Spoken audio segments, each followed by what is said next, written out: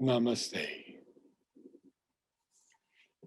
We continue with our series, Terminology in the Integral Yoga. And today we take up the theme of the adversary from Sri Aurobindo. When there is some lowering or diminution of the consciousness, or some impairing of it at one place or another, the adversary, or the censor, who is always on the watch, presses with all his might wherever there is a weak point lying covered from your own view. And suddenly, a wrong movement leaps up with unexpected force. Become conscious and cast out the possibility of its renewal. That is all that is to be done. There is always this critical, hostile voice in everybody's nature, questioning, reasoning, denying the experience itself, suggesting doubt of oneself and doubt of the divine. One has to recognize it as the voice of the adversary, trying to prevent the progress and refuse credence to it altogether.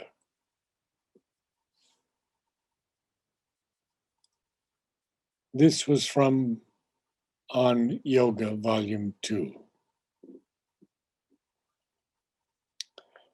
We continue. But the Gita, which strongly insists on a perfect and absolute samatha, goes on to say, fight, destroy the adversary, conquer. And in the secret of the Veda, we find, O Pushan, the wolf, the troubler of our bliss, who teaches us evil, him smite from the path.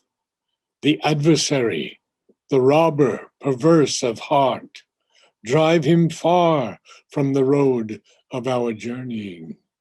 Set thy foot on the distressful force of whatsoever power of duality expresses evil in us.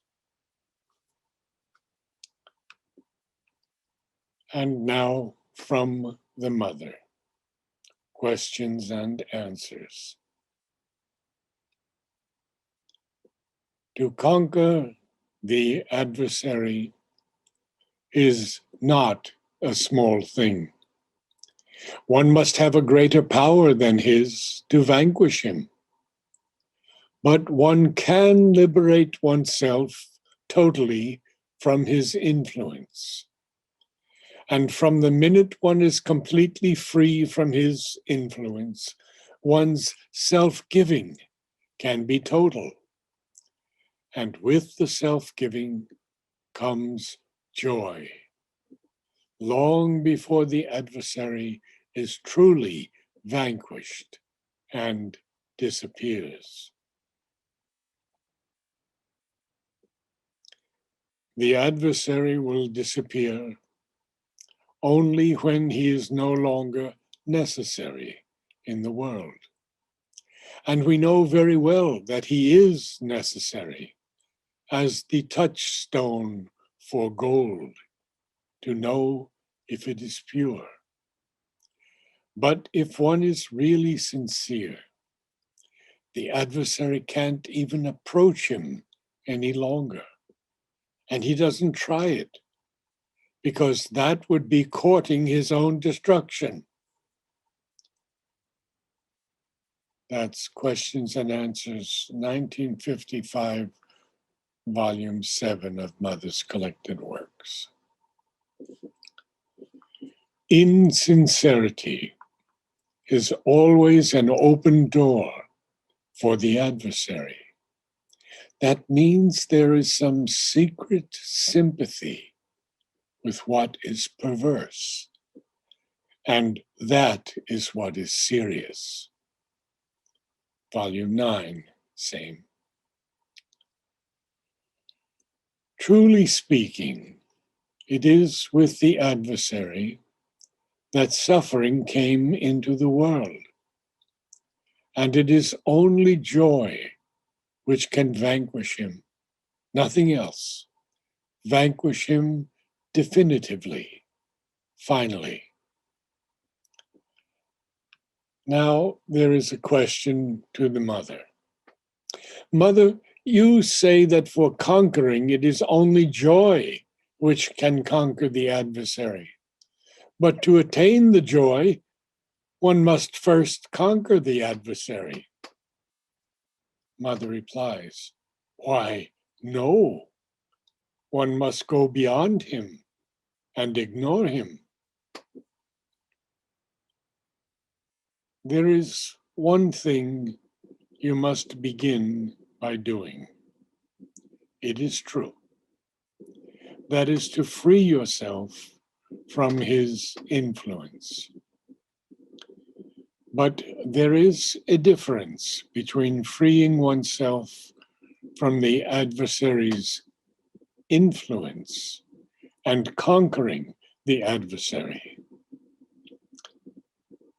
Only some people have in them a kind of fighting instinct, and they are not content to liberate themselves and come out of the influence. Indeed, they think they have the capacity to go to war and fight with the adversary. And this suffering too will disappear from the universe only with the total disappearance of the adversary and all the effects of his action. Indeed, in the human being, it is always the door of pride at which the adversary knocks, for it is this door which opens to let him enter. Words of the Mother, Volume 14. Sweet Mother, does something aspire even in the most nasty people? Mother replies, in the most nasty people? Yes, my child. Even in the asuras, even in the adversaries, even in the monsters, there is something. There is always a corner, a kind of rift, a sensitive point, which is usually called a weakness. But this actually is the strength of the being, the point by which it can be touched.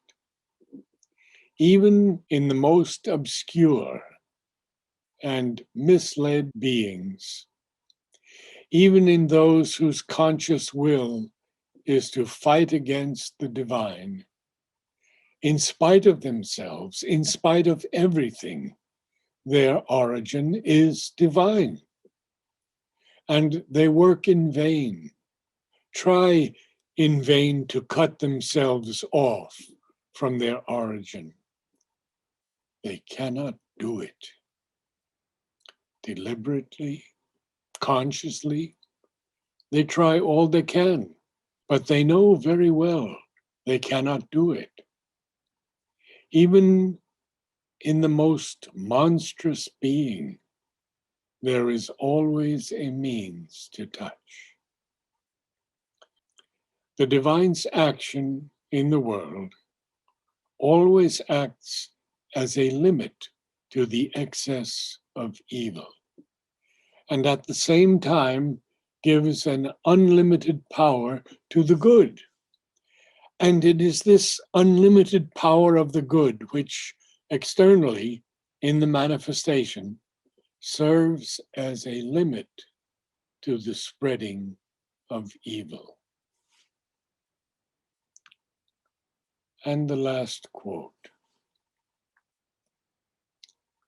Naturally, to the very limited vision of human beings, it seems sometimes that evil has no limits and that it goes to its extreme.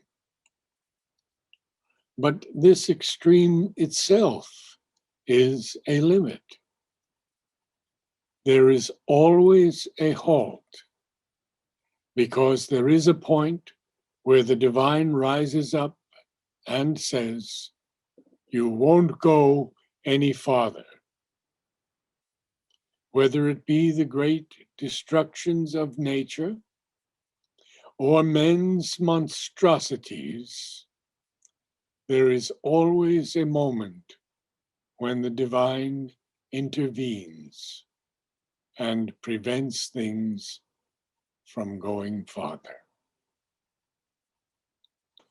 Namaste.